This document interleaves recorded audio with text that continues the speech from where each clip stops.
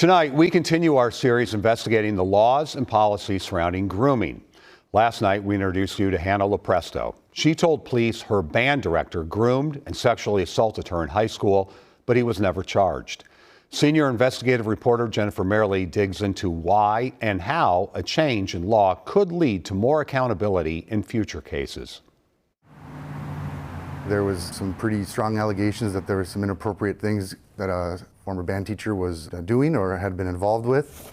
Detective Chad Clausen says he interviewed close to 50 staff, parents, and students conducting the investigation into Eagan High School band director Brett Benson for nearly a year, beginning in 2022. There was a lot of concerning behaviors that I observed, not necessarily saying that all were crimes or that they were chargeable crimes, but there was definitely some concerning behaviors that were seen by this former band teacher with numerous students to different degrees of concern.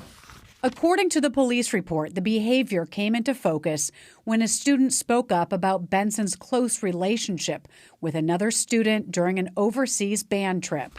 Kind of try to put some pieces together that would lead me down a path. Clausen says during his investigation, he also learned about former student Hannah LoPresto, noting her story about interactions with Benson often mirrored what he was told happened with the other student. That's kind of the scary thing with grooming. It's almost like a playbook, so to speak. These patterns of behaviors, they can tend to be the same exact patterns. And when you start to see those similarities into different stories, it makes it all the more concerning. LoPresto says she didn't realize what was happening to her at the time. I needed someone to call me because I never would have called myself. But now, a decade removed, she says she believes all the attention paid to her, the texts, calls, and alone time were all a part of what she calls the grooming process. She says she told police it ultimately led to her being sexually assaulted on the last day of senior year. He had so deeply psychologically manipulated me to believe that I was an active participant, that I had allowed that to happen, and that I was responsible for what happened. So I couldn't have labeled that an assault, certainly not then, and it took many, many years after to be able to understand what that was. The detective writes in the police report, the sexual contact was not consensual in nature due to Brett's grooming behaviors that started freshman year of high school.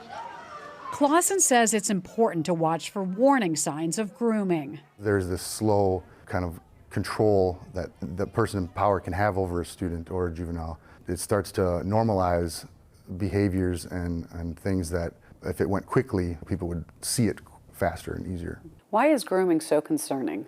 Our youth, they don't have, the capacity necessarily to understand things.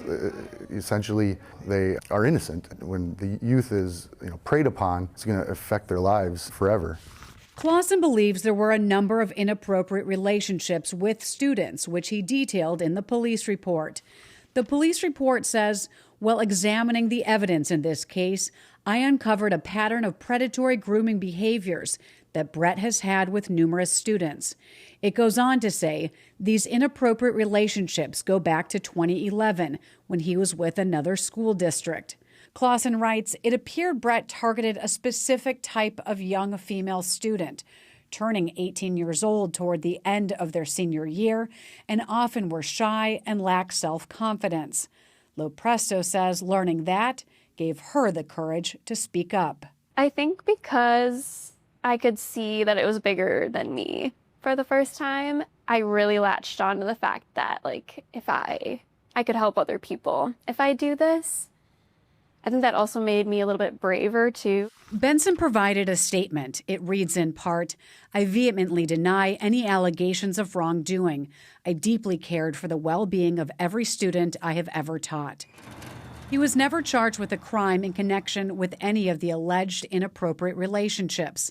In one instance, police say they believe they had probable cause for him to be charged with neglected or endangered a child, but the student was not interested in pursuing charges. In that case, a document provided by Benson's attorney says a Department of Education investigation concluded maltreatment did not occur. Clausen presented LoPresto's case to the Dakota County Attorney's Office. A document she provided from the office says, in this case, the decision not to charge was not based on a belief that we would not be able to prove the case beyond a reasonable doubt. The decision is based on the law in 2016 when he committed the offense involving you. The law in 2016 only allowed us to prosecute a person in a position of authority if the child was between the ages of 16 and 17 years old. LoPresto was 18 at the time. That law has since changed. Even though I was prepared for the no, it still hurt for sure. Even though it doesn't change what happened or what evidence there was to prove it, it still feels like you're being let down or like what happened to you doesn't matter. Let's talk about what did happen. Benson was placed on administrative leave.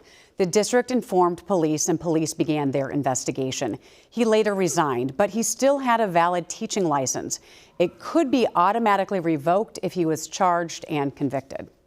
So what happened with his teaching license? Yeah, well, because he was not charged or convicted in LoPresto's case, she filed a complaint with the licensing board, also known as PELSB, noting his alleged violations of statutes to try to have his license revoked. And I know that licensing board is like a separate entity. I know you spoke with them.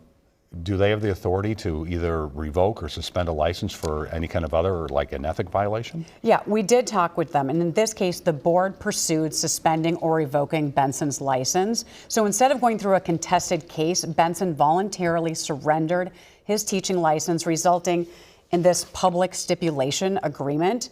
So we spoke with Dr. Elena Bailey, who is the executive director and on the ethics board.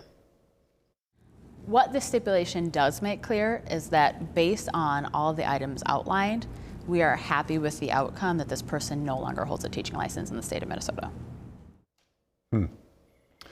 What comes tomorrow now? Yeah, tomorrow night at 10, LoPresto hopes her story will create awareness and lasting change. So tomorrow we look at the legislative changes she's proposing, plus policy updates in schools, Frank. Well, we'll look forward to it. Yeah, it's been illuminating. Interesting. Thank you, Jen.